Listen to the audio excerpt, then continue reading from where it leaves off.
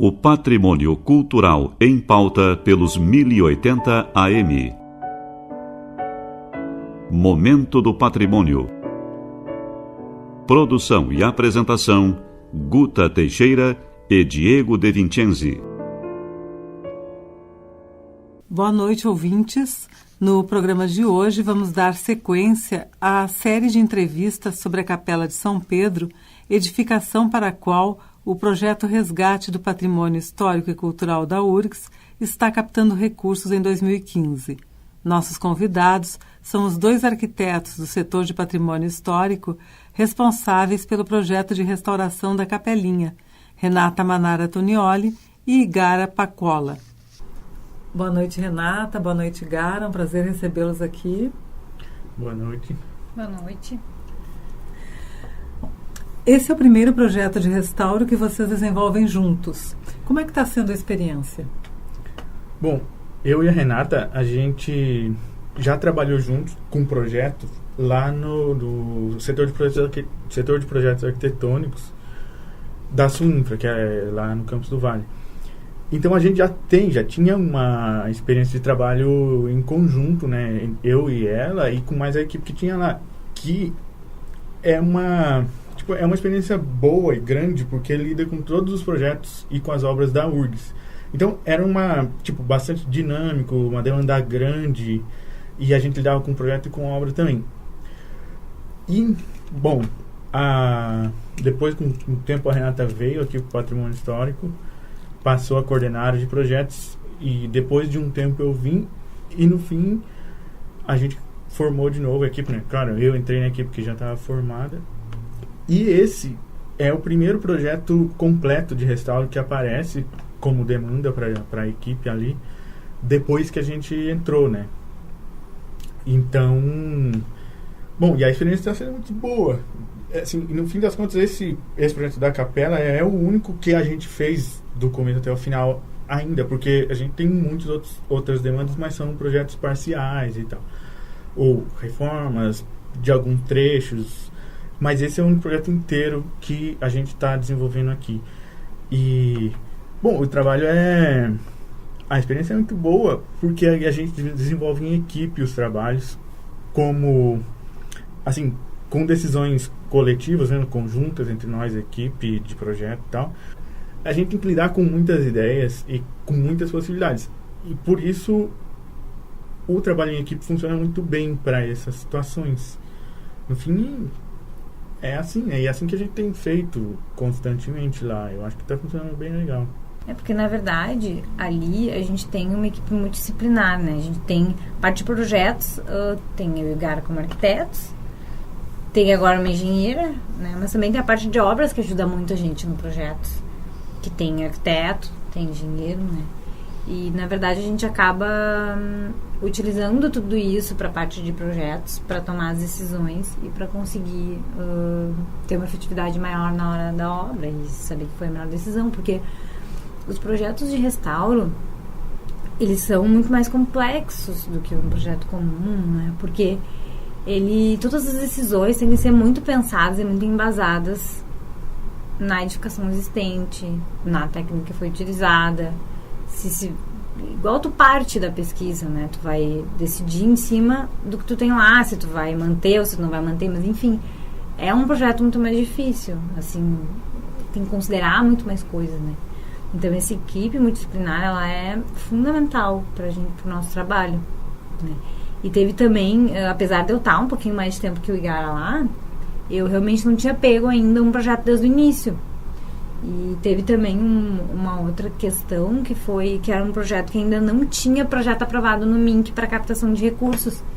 Então a gente realmente começou do zero. A gente fez o projeto para mandar primeiro para análise do Ministério da Cultura, para o Ministério da Cultura aprovar, ou enfim, foi aprovado, né?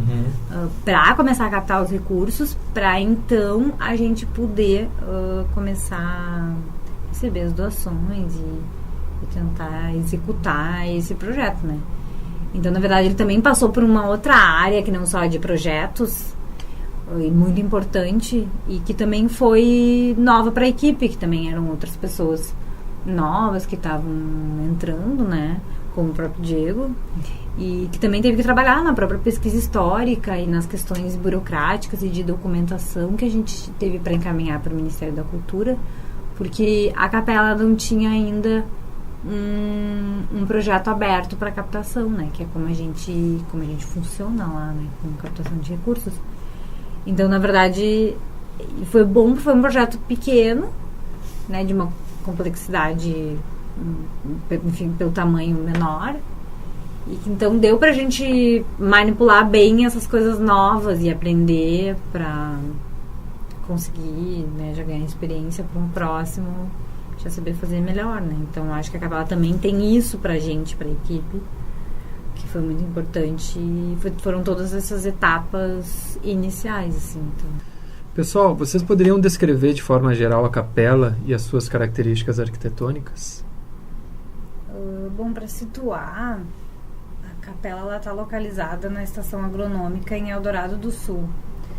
Então, na verdade, ela não é aqui em Porto Alegre, né? Ela é um edifício histórico, mas que está um pouco deslocado do eixo que a gente costuma, assim, ver dos prédios que são os aqui do centro, né? Ela, na verdade, ela não foi construída pela URGS, ela não veio como uma edificação de ensino, né? Ela foi adquirida com a fazenda na década de 60. A URGS adquiriu essa fazenda, essa área, para construir essa estação agronômica para os estudos, né, que são feitos lá. E a capela era parte, né, dessa fazenda. Então, por isso até é o edifício mais antigo da URGS, porque ele foi construído antes da universidade ser concebida, né? Então, ela é uma capela rural, ela é simples como é uma capela rural, né? Ela tinha esse uso, ela era utilizada pelas pessoas da fazenda, né? Então, mas ela ficou ali e a universidade construiu seus outros prédios e se manteve no centro de onde, próximo de onde estava a capela, porque na verdade a fazenda, o centro da fazenda era ali, né? Onde tinha a capela, em frente tinha a sede da fazenda e alguns outros galpões de uso, mas era, digamos, o centrinho, ou a parte, né, social da sede da fazenda. E os outros edifícios da URGS foram sendo construídos por ali mesmo, em volta da capela. E a capela foi sendo usada como um local de fé, enfim, pelos funcionários. E foi sendo mantida. O pessoal, enfim, usa como local, enfim. Então, na verdade, a capela é um edifício muito simples, porque ela foi construída, justamente é uma capela simples. Mas, no contexto da fazenda, ela não é simples. Porque se for pensar que a fazenda em si era uma casa super simples, era de madeira, tinha só alguns pedaços de alvenaria e tudo. E a capela tem materiais nobres, né? Se for comparar com a fazenda. Claro, se for comparar com esses nossos prédios aqui do centro, tu vai achar que a capela é um edifício assim que não tem quase nada. Tem lá um pórtico, uma coisa. Mas, no fim, não, ela era um edifício que, no contexto, era, sim, valorizado, né? Era nobre.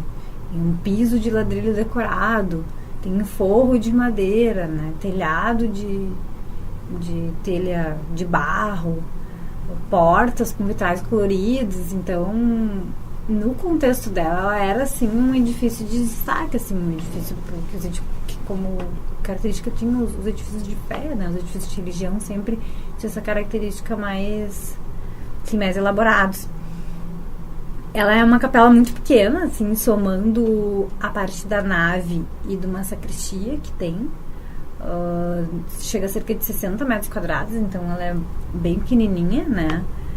E, inclusive, de área interna, a nave tem cerca de, não chega a 30 metros quadrados, só a parte da nave mesmo, da sacristia, mais ou menos uns 17, assim.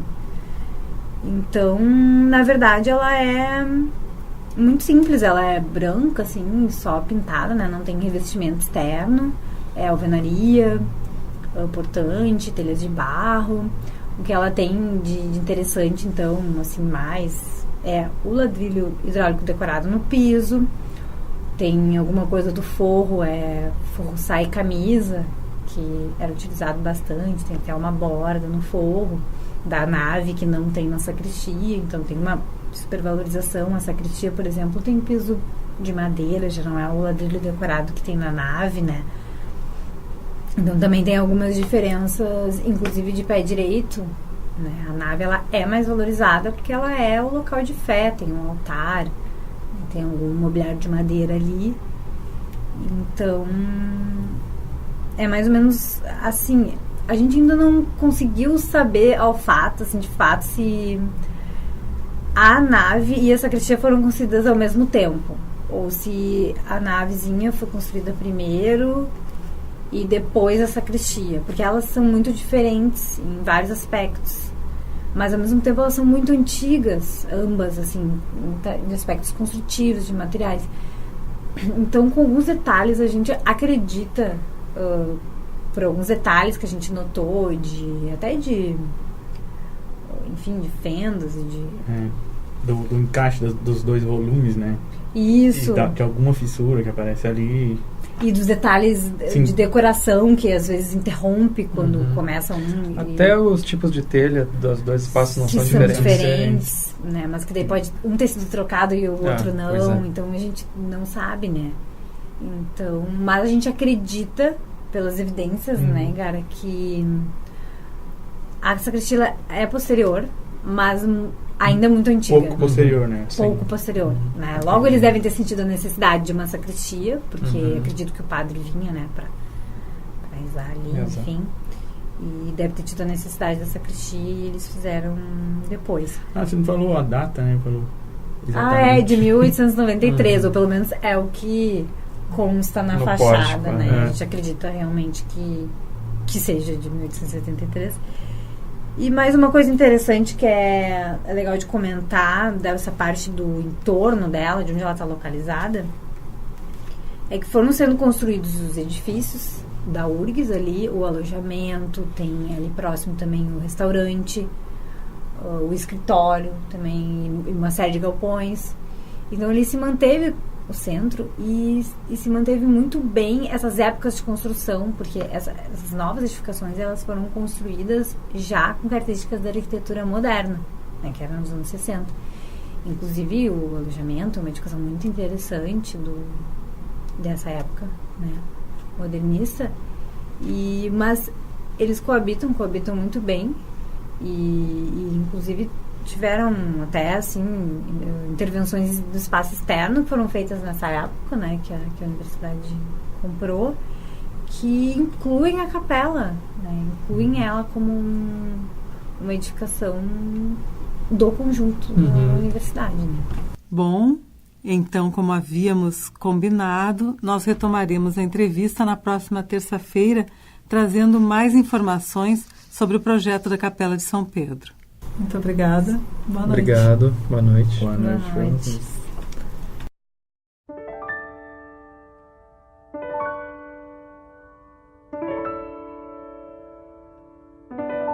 Conversamos hoje com Renata Manara Tonioli e Igara Pacola, os dois arquitetos do setor de patrimônio histórico, responsáveis pelo projeto de restauração da Capela de São Pedro, edificação para a qual o projeto Resgate do Patrimônio Histórico e Cultural da URGS está captando recursos em 2015.